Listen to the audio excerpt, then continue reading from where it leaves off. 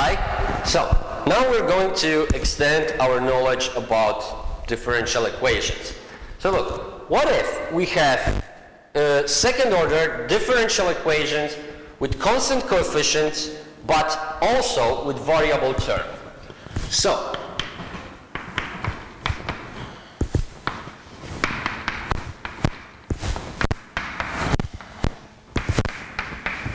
our equation looks like this right now. Well, in case like this, the methods of solutions are plentiful, but we're going to learn about just one. Methods of undetermined coefficients.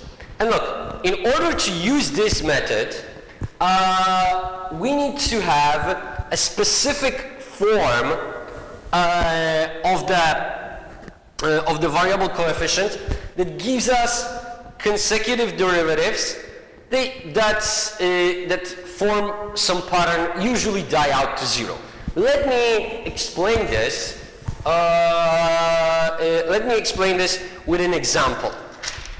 Okay, so look, let's just say the differential equation we need to deal with is yb plus 5y prime plus 3y equals to 6t squared minus t minus 1. Okay, so now what we can do in such a case is to guess what should be the actual form of the particular solution. Because look, of course, we should remember that the complementary function is going to be unaffected because complementary function is a solution to the reduced equation where this part is simply equal to 0. So we only need to care about particular integral. And look, the solution here could be b1 t squared, or maybe b, yep, b2 t plus b3.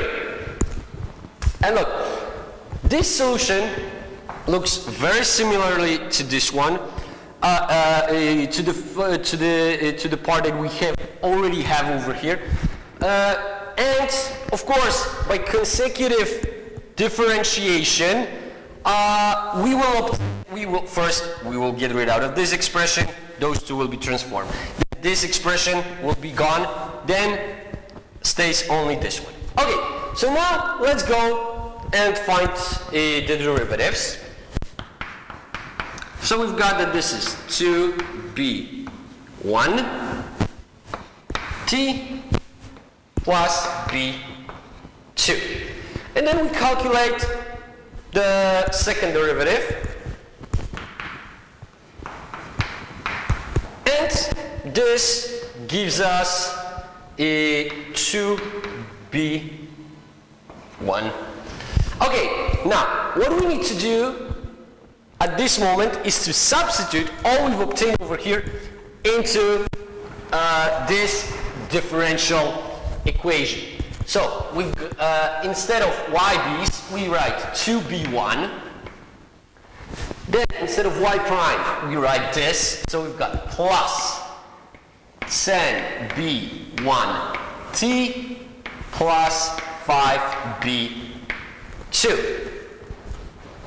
And then we substitute for y, so we obtain plus 3b1t squared plus 3b2t plus 3b3 equals to 6t squared minus t minus 1. Okay, now what we need to do is to organize all the expressions in such a way that we collect all the constants, all the expressions with t, and all the expressions with t squared. Okay, let's start with t squared. We've got just 3b1t squared. We've got two expressions with t, so we've got plus 10b1 plus 3b2t. Okay, and the rest is just we need to calculate all the constants. So we've got 2b1 plus 5b2. Oh, here should be 3. Yeah.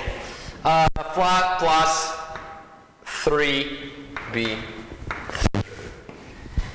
Okay.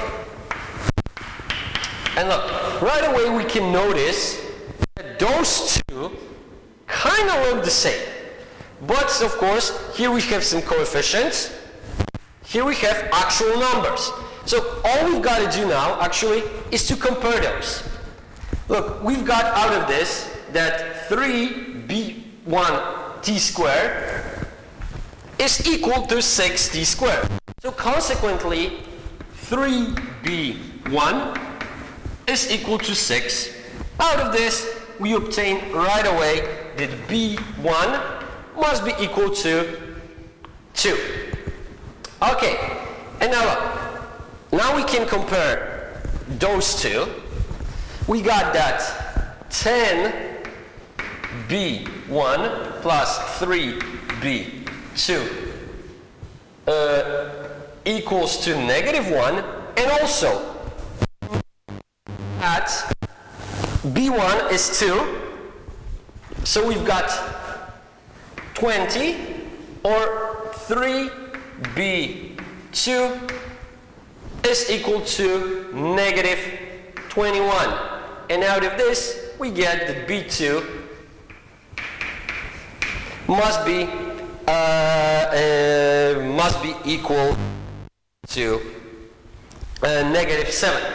Okay, and finally we got 2b1 plus 5b2 plus 3b3 is again equal to -1.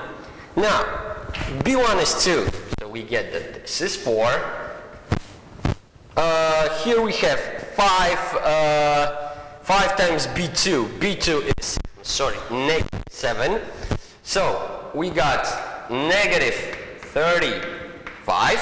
So, out of this, we get -31 plus over here.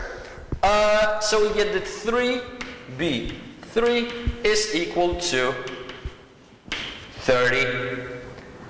And this tells us that b3 is equal to 10. And look, this is how we obtain the solution. We can now write that yp, so particular integral of this equation,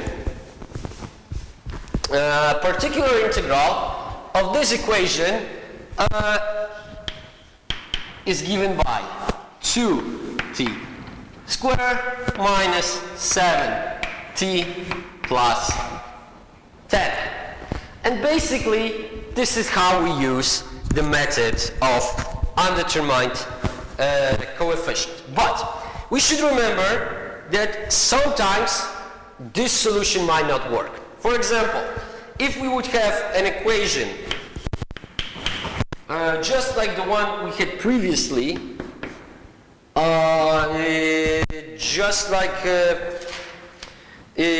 just like the one we had previously, but this time without y, the solution we should try should be different. The solution,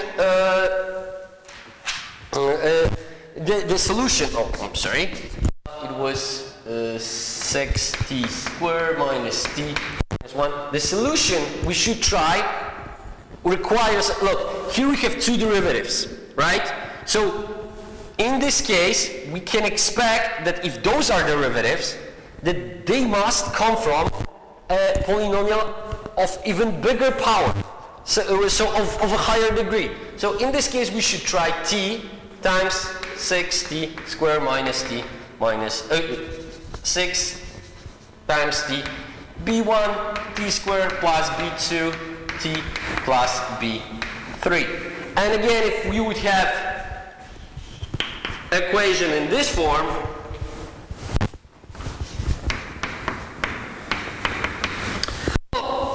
we can start with the straight integration, but of course, here we would apply the solution of the form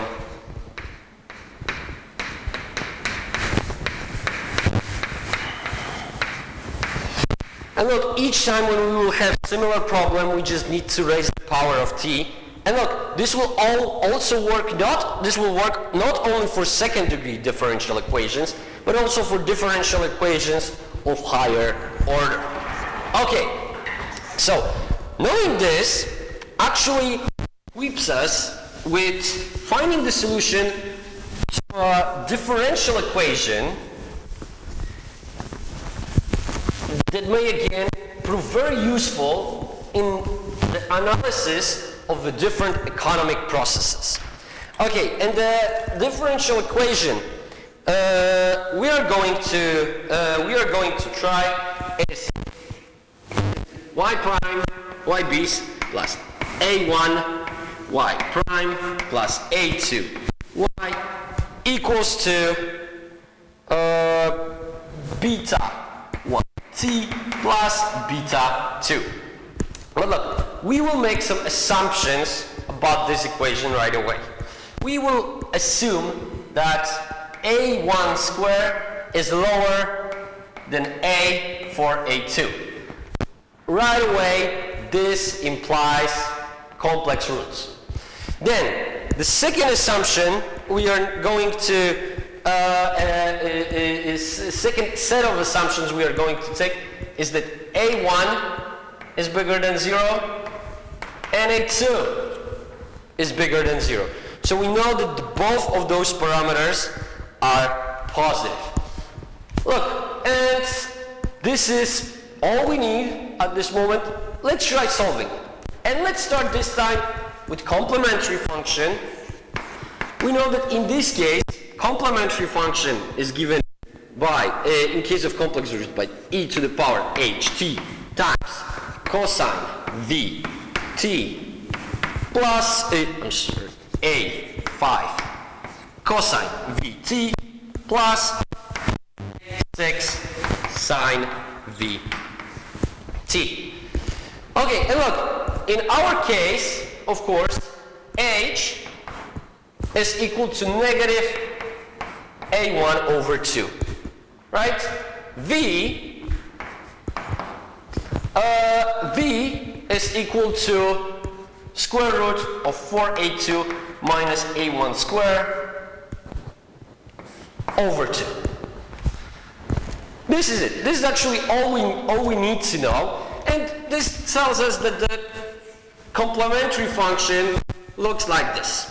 E to the power negative a1 2t a5 cosine square root 4a2 minus a1 squared over 2t plus a6 sine 4a2 minus a1 squared over 2t. Look, what is important for us are two things. First, we know that here we will have convergence because h is definitely lower than 0 because we assume that a1 is bigger than 0. Then we see that because of the complex root, we will have fluctuations around equilibrium, and what we see over here is that actually we will have damped fluctuations because of the negative h and convergence. Okay, look, now the second part requires us to solve, to find particular integral. Look, in this case, particular integral can be found very easily using the method of undetermined coefficients. It's actually even the easier case than the one we had before. We will try the solution b1t plus b2. Look, in this case, y prime of t is simply b1 and y bis t equals to 0. So, substituting into this equation, we get The first one is 0, so then we have A1 B1 plus A2 B1 T plus A2 B2, and this is equal beta 1 plus T plus beta 2. Times T. Now, we can organize the expressions, and what do we get out of it? We get A2 B1 equals to beta 1. So B1 is equal to beta 1 over A2. Then we obtain that A1 beta 1 plus A2 B2 is equal to beta 2. Now we can substitute for beta 1.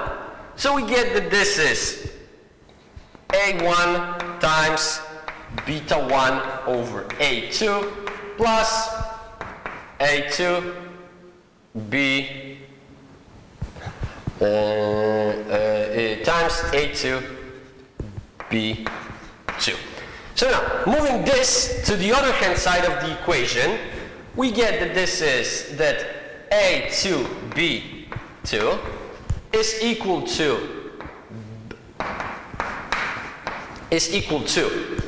beta 2 minus A1 beta 1 over A2. Now, dividing both sides by A2, we get that B2 is equal to beta 2 over A2 minus A1 times beta 1 divided by A2 squared. Okay, so now that we have the solution, we can substitute them and obtain the complete equation. So look, in our case, YP is going to be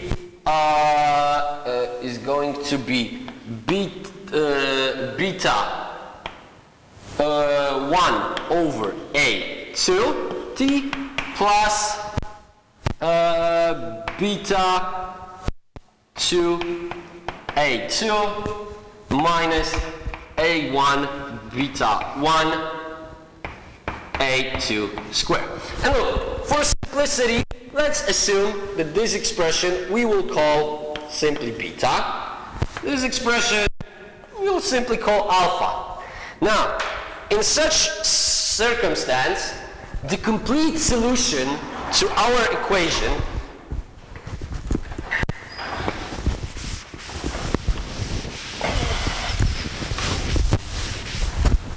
is given by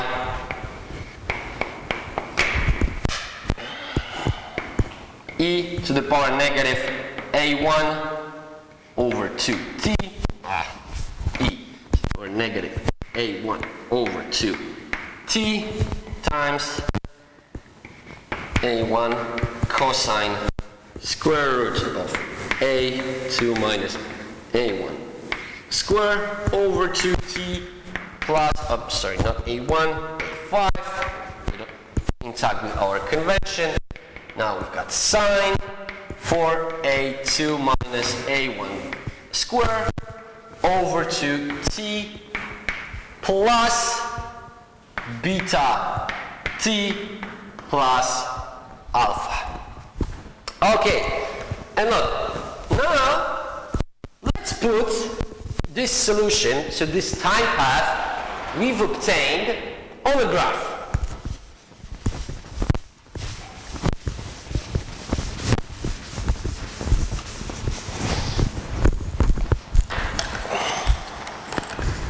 So, here we have y of t and here we have t. We see that clearly when t is equal to 0, all that we obtain out of this is alpha.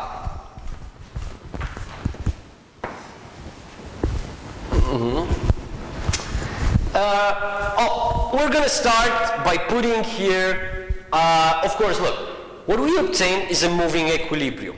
It's a simple time trend, and we see that if we place 0 instead of t in our particular integral, we just get alpha. And from this point on, we get a linear time trend going with the slope beta. Okay, and now look. The second part of the equation is giving us a complementary function. So what happens if y deviates from equilibrium? So look, let's imagine for a second that y is GDP. It's been going along the straight line trend for quite a long time, but something happened at time t0.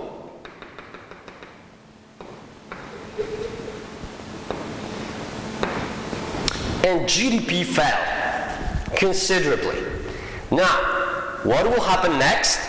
Well, I hope you can even guess at this moment, but with the assumptions we've undertaken here, we can be sure that the economy will go back to equilibrium. But how will it go back? Well, we see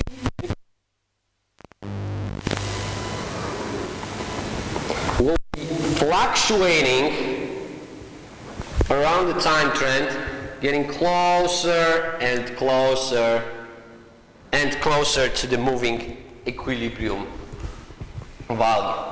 So, you see, like even with very simple differential equation, as the one that we used this time, we can see that this equation is able to generate cyclical fluctuations that we observe in the actual economy.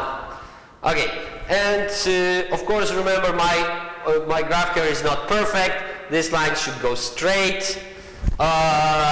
This line should go straight because straight like this.